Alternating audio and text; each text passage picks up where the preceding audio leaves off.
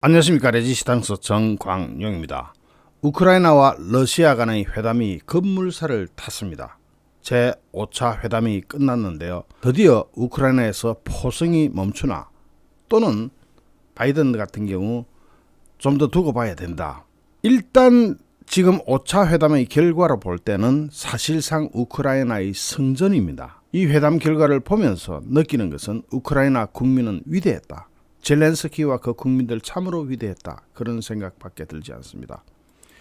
일단 논의된 바를 보면은 푸틴이 그동안 주장해 왔던 탈나치화라든지 비무장화라든지 그런 것은 한마디도 꺼내지도 못했습니다. 이거로 볼 때는 사실상 우크라이나가 승전한 겁니다. 그 많은 희생을 치렀지만 탈나치화 이 부분은 우리나라에서도 친러파들이 설치면서 이론을 제공해왔던 그런 이상한 부분이 있었습니다. 결국은 이것이 말도 안 된다는 것이 이번 회담 결과를 통해서 드러나 버렸습니다. 그리고 비무장화 이것은 전쟁 당사국이 무기를 내리나라 하는 말도 안 되는 얼토당토 않은 푸틴의 일방적인 주장이었는데 그것도 접어버렸습니다.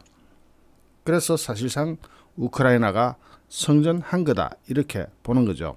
일단 종합적으로 요약하면 우크라이나가 자국에 대한 안전 보장을 조건으로 러시아가 요구해온 중립국화 정도는 받아들일 수 있다고 제안했고, 이에 대해서 러시아 측은 협상이 건설적으로 진행됐다고 평가하면서 급물살을 타게 된 겁니다. 러시아 군은 회담 직후 신뢰 강화 차원에서 우크라이나의 수도 키이우와 북동부 체르니히우 등에 대한 군사활동을 대폭 축소할 것이라고 발표했습니다. 러시아와 우크라이나 협상 대표단은 현지 시간으로 29일 터키 이스탄불의 돌마바흐체 궁전에서 약 4시간 동안 진행되었습니다.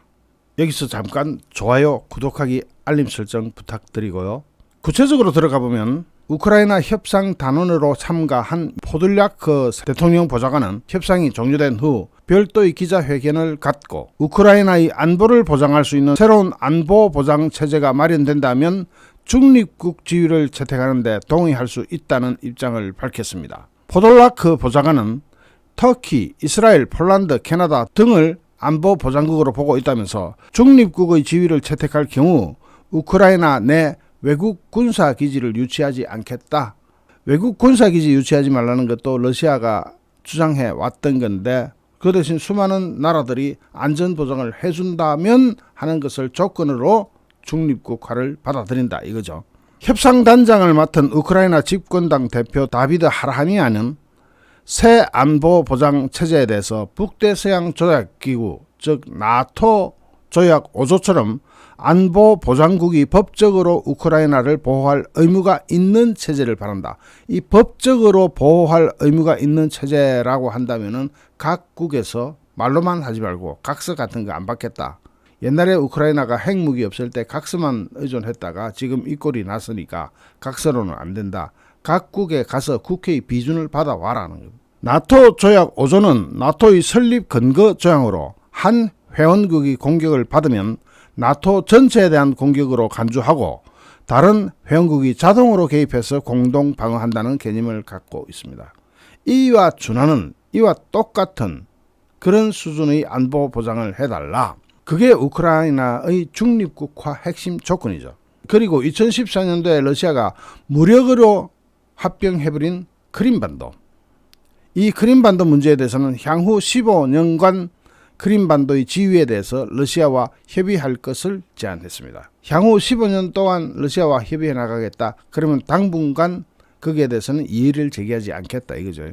푸틴이 요구한 조건에서는 서방 각국이 크림반도에 대해서는 승인을 해달라. 러시아 땅이라는 것을 승인해달라. 이것을 요구했는데 이번에 이 제안으로 그것을 가름하겠다 이거죠.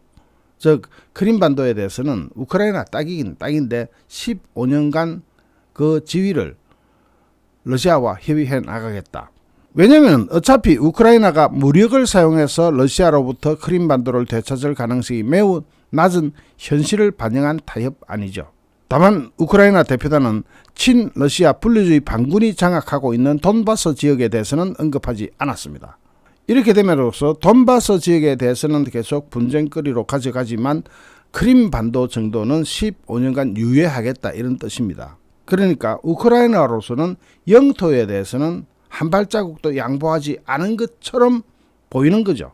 특히 돈바스 지역에는 반군이 세운 도네츠크 인민공화국과 루간스크 인민공화국이 있는데 지난달 21일 러시아는 여기를 독립국으로 인정했지만은 아직 러시아 연방의 구성국으로 받아들이지 않은 상태입니다. 왜냐하면 러시아도 이거 부담이 커요. 여기는 앞으로 분쟁 상태로 남아있어서 계속 무력 분쟁이 일어날 수 있습니다.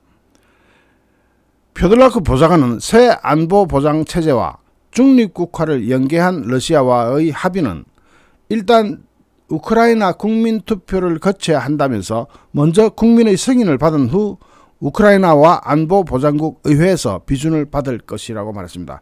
이 이야기의 뜻은 시간을 좀 더 번다는 겁니다. 우크라이나가 지금 그 반군 지역 그리고 기타 러시아군이 머물고 있는 지역에 대한 영토 회복을 먼저 해야 되기 때문에 시간을 잔뜩 벌어놔야 되거든요. 그러면서 포돌라크 보좌관은 모든 것은 러시아 측에 넘어갔고 우리는 공식적인 답변을 기다리고 있다면서 양국의 대통령이 회담을 할 정도로 충분한 진전이 있었다고 평가했습니다. 이에 대해서 러시아 측은 이 회담이 건설적으로 진행됐다고 맞장구를 칩니다.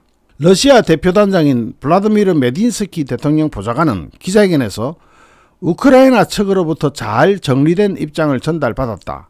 이 제안을 조만간 검토하고 푸틴 대통령에게 보고할 것이다. 그리고 상응하는 우리의 답이 전달될 것이다 라고 말했습니다. 그러면서 우크라이나의 중립적이고 비동맹적인 지위와 비핵 보유국 지위 추구를 확인하는 문서로 된 제안을 받았다 하면서 이 제안에는 우크라이나 안보보장국 목록이 포함되어 있으며 크림반도를 군사적으로 탈환하려는 노력을 배제한다는 내용도 들어가 있다. 적어도 우크라이나가 크림반도를 군사적으로 탈환하지는 않고 15년간 협의하겠다라고 펜딩시켜버렸죠.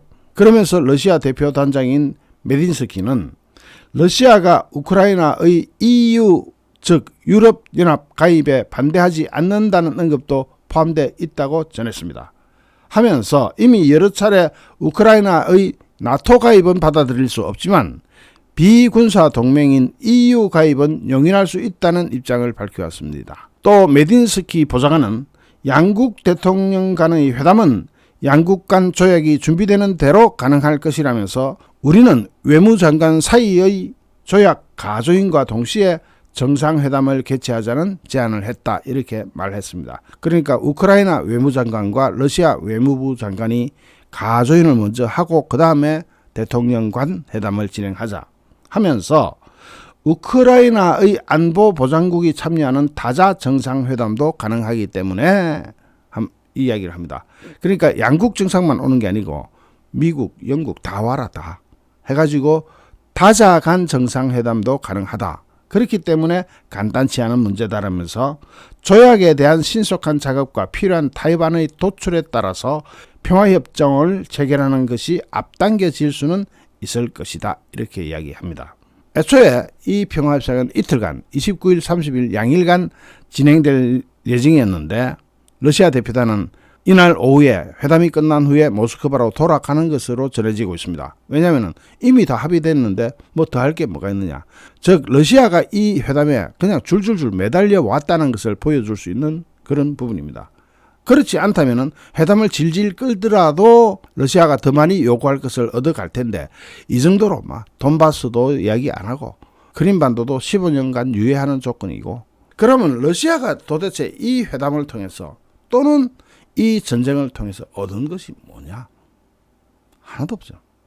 그런 건 있겠네. 나토의 동진을 막는다. 나토의 동진을 막는 대신에 오히려 그것보다 훨씬 더 심한 국제 간 협약으로 우크라이나를 보호해야 되는 그런 상황이 되었으니 푸틴으로서는 건진 게 전혀 없는 전쟁이었고 명분 없는 전쟁이었고 소득 없는 전쟁이었습니다. 이걸 러시아는 러시아대로 또 어떤 명분으로 자기 국민들한테 합리화시킬지 그것은 모르겠지만 일단 나타난 것으로 볼 때 쇼이구 장관이 뭐라 그랬습니까? 우리는 1차 목표를 달성했고 돈바스 지역에만 집중할 수 있게 되었다. 결국 전선을 돈바스로 국한시키면서 러시아가 쓸 수 있는 자본을 모두 다 써봤는데도 이 전쟁은 안 되더라. 즉 우크라이나한테 졌다. 아무것도 건지는 거 없습니다. 여러분 다 보십시오. 이게 도대체 러시아가 건져가는 게 뭐가 있습니까? 하나도 없죠. 푸틴이 그동안 주장해왔던 탈라치아가 여기 들어가 있습니까? 또는 비무장화가 여기 들어가 있어요? 비핵화는 어차피 그 나라 핵 없던 나라고 있던 것도 다 뺏긴 나라고 그거 말할 것도 없고 푸틴이 건져가는 게 하나도 없는 이상한 전쟁이었고 이상한 협상이었습니다. 어쨌든 양측의 협상이 급진전을 보이자 전선에서도 변화가 감지되고 있습니다. 알렉산드르 포민 러시아 국방차관은 협상이 종료된 후 키이우와 체르니히우 지역에서 군사 활동을 대폭 줄일 것이라면서 이는 즉각 실시된다고 발표했습니다. 그러면서 이러한 조치는 우크라이나의 회담 이후 상호 신뢰를 높이기 위한 것이다 라고 설명했습니다. 물론 맞겠죠. 사실은 힘이 딸려서 패전해가지고 물러가는 것이면서 그렇잖아요. 지금 그 지역에서는 어차피 이르핀 지역을 포함해서 모두 다 탈환되고 있기 때문에 자기네들 거기 있어봤자 희생만 커지니까 어차피 군사를 빼야 되잖아요. 병력을 빼는 김에 명분을 던져주고 병력을 빼는 거죠. 뭐냐? 우크라이나 회담 이후 상호 신뢰를 높이기 위해서 우리는 병력을 뺀다 이겁니다. 다만 분리주의 반군이 장악한 동부 돈바스 지역과 한 달 가까이 포위 공격 중인 마리우폴 지역을 언급하지 않은 것은 이건 찜찜합니다. 이 마리우폴 지역이 연결되어 버리면 굉장히 피곤해요. 그러나 우크라이나 군은 지금 북동부 쪽이나 키이우 인근에서 러시아가 공격을 멈춰주면 군사를 마리우폴 쪽으로 보낼 수가 있죠. 동부 돈바스 쪽으로 보낼 수가 있고 그렇기 때문에 그 지역의 전선은 더욱더 치열해질 겁니다. 그럴 수밖에 없습니다. 쇼이구 러시아 국방부 장관도 돈바스 해방이라는 주요 목표 달성에 노력을 집중할 수 있게 됐다면서 목표를 달성할 때까지 특별 군사작전은 계속될 거다 이렇게 얘기했거든요. 그러면 이제 확실해진 겁니다. 돈바스 지역과 마리우폴 지역 이쪽의 전선은 더욱더 치열한 교전이 벌어질 수 있다는 우려가 제기될 수밖에 없습니다. 대신에 키이우와 북부전선 이쪽은 좀 소강 상태로 들어가겠죠. 들어가면서 러시아도 그쪽으로 돈바스 쪽으로 군사를 뺄 것이고 우크라이나도 군사를 돈바스 쪽으로 가져가면서 이쪽 지역에서는 치열한 교전이 아마 이루어질 겁니다. 어쨌든 우크라이나와 러시아는 합의 비슷한 상황으로 갔습니다. 여기에 대해서 미국 바이든은 어떻게 생각하고 있느냐. 바이든 미국 대통령은 우크라이나와 협상을 진행 중인 러시아가 군사 활동 축소 방침을 밝힌 데 대해서 지켜봐야 되겠다면서 신중한 입장을 보이고 있습니다. 바이든 대통령은 백악관에서 리센룽 싱가포르 총리와 회담 직후 공동 기자회견을 열고 러시아의 발표에 대한 입장을 묻는 질문에 이같이 밝히면서 그들이 행동에 나서는 것을 볼 때까지 어떤 것도 예단하지 않겠다 하면서 현재 협상이 진행 중인 상태다. 나는 오늘 영국, 프랑스, 독일 등 나토 주요국 정상들과 대화를 했고 공감대가 있는 것 같다면서 통화 사실을 공개한 후에 그들의 협상 과정을 지켜보자는 것이 나토 정상들 간의 통화 내용이었고 그러나 그 협상이 완료될 때까지는 강력한 제재를 이어나갈 것이고 우크라이나 군이 스스로를 방어할 수 있을 때까지 지원을 계속하겠다 이렇게 얘기합니다. 왜냐하면 휴전 협상이 타결될 때가 전선이 가장 위험합니다. 우리나라 6.25 때 휴전 협상하면서 고지전 일어났던 거 기억하십니까? 얼마나 치열했는지 기억하세요? 그런 현상이 여기서도 일어나요. 우크라이나 지역에서의 고지전 하게 되면 동부 돈바스하고 마리우폴 지역입니다. 이 지역을 어떻게든 확보를 해야 되잖아요. 그래서 그쪽 굉장히 치열할 텐데 미국에서는 우크라이나 군이 스스로를 방어할 수 있게 될 때까지 지원하겠다. 자국 정상들이 러시아가 우크라이나 침공에 대해서 더 큰 대가를 치르도록 제재를 지속한다는 결정을 확인했다. 등등등입니다. 그러니까 러시아가 협상장에 와서 대충 인사 한번 하고 다시 유리한 모드로 변경하는 것은 허용하지 않겠다는 겁니다. 자, 이렇게 대충 볼 때 어쨌든 협상은 끝나가는 것 아니냐는 희망을 불러일으키는 건 사실입니다. 자, 그럼 협상이 잘 되면 만약에 이 협상이 정말 잘 되어서 2 내지 6개월 후 포승이 멈추면 유럽 또는 전 세계의 남은 과제는 뭘까요? 이제 중기적으로 남은 과제는 러시아가 포란 듯이 우크라이나를 제대로 복구시키는 겁니다.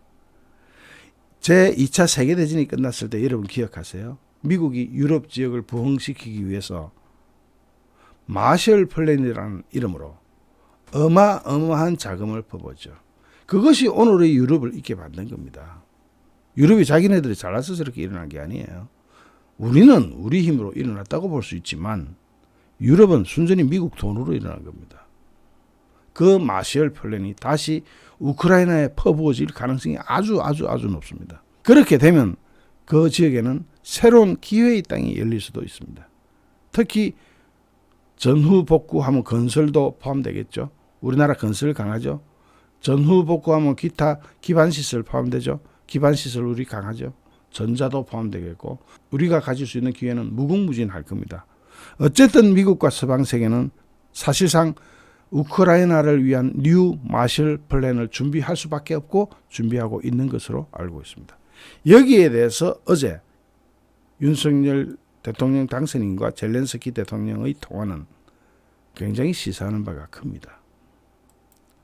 잠시 후 또 다른 주제로 여러분을 찾아뵙겠습니다. 좋아요, 구독하기, 알람 설정 부탁드립니다. 시청해 주신 여러분께 진심으로 감사드립니다. 여러분 고맙습니다.